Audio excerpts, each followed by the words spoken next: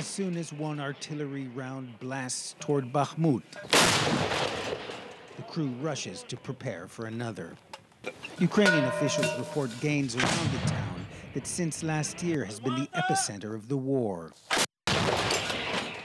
Gun commander Artem has been in the area for months.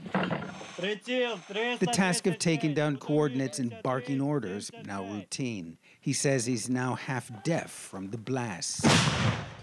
Yet he has sensed a change. It feels like they're often running away, he says, referring to the Russians. And then the order to fire. There's barely a let-up in the distant thud of shelling. The Russian says this gunner, call sign Ares, are falling back. We know because they hit us much less. 1 or 2 months ago, there was a lot of incoming. It was scary to be here. Now it's different. On another flank, the big guns are out. This is a Bogdana, a Ukrainian-made 155mm self-propelled howitzer. Ukraine claims the Russians have poured as many as 50,000 troops into the defense of the town, dug in deep. The Russians have fortified their positions and stand strong, Commander Dmytro tells me, but I think that's temporary. Russian soldiers captured in the battle here told us the shelling on their positions was relentless. That was a high explosive anti-personnel munition fired at the direction of Russian troops outside of Bakhmut. As soon as they fire, they prepare to fire again. Now, it appears that the Ukrainians are really pulling out all the stops around Bakhmut. Over the months I've been covering the battle in and around that town, I've always heard the Ukrainians complain about a shortage of ammunition. We didn't hear that today. They seem to have more than enough. One of those batteries told us that they're firing 50, 60, 100 rounds a day. It really does appear that Bakhmut is, at the moment, the focus of this Ukrainian counteroffensive. Wolf? Very interesting. Ben Wiedemann, stay safe over there. Thank you very much. Right now, let's bring in CNN contributor on Russian affairs, Jill Doherty, and CNN military analyst, retired Colonel Cedric Leighton.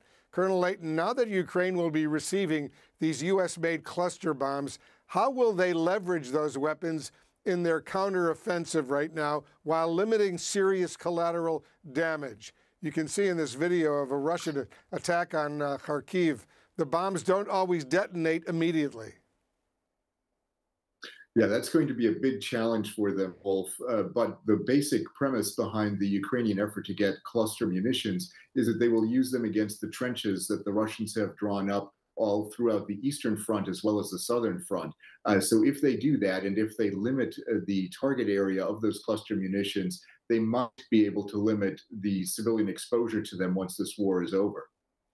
Jill, you're an expert on Russia. We know Russia has been using these cluster bombs against Ukrainians for some time. How are they reacting to this news that the U.S. is about to provide these cluster munitions to the Ukrainians?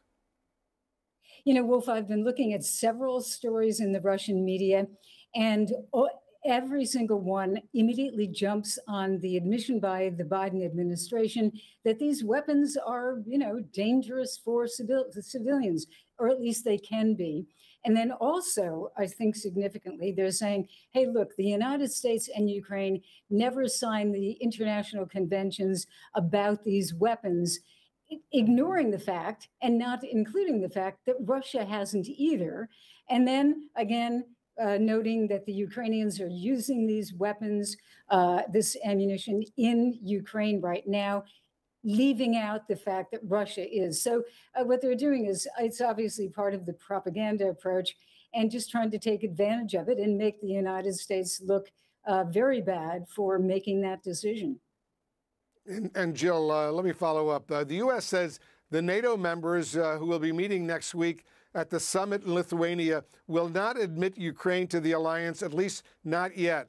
But how much does any progress toward that goal actually feed Putin's anxiety?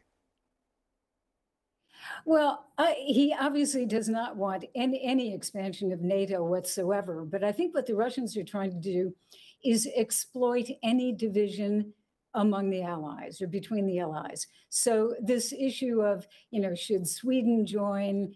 Obviously, Finland already is, but Sweden is a big issue. And because there are differences in terms of Ukraine, whether Ukraine should ultimately be given any type of promise or indication that it could be a member, that's where the Russians are going to try to exploit as much as possible any type of division. So what NATO is trying to do, obviously, is figure out how it can give security guarantees to Ukraine, which are crucial, and then how they can present something to Ukraine that would be forward-looking in terms of possible membership. It's interesting, Colonel Leighton. The NATO summit will also focus, we're told, on long-term security assistance for Ukraine, including F-16 fighter jets. What should be prioritized right now based on what you know about Ukraine's capabilities, at least at this moment?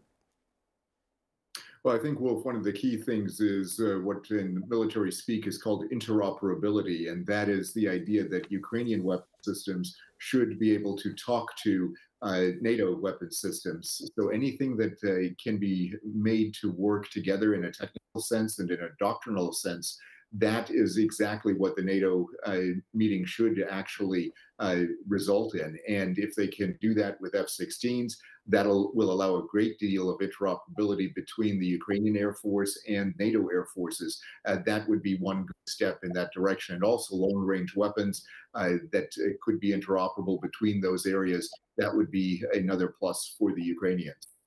Colonel Leighton and Jill Doherty, guys, thank you very much.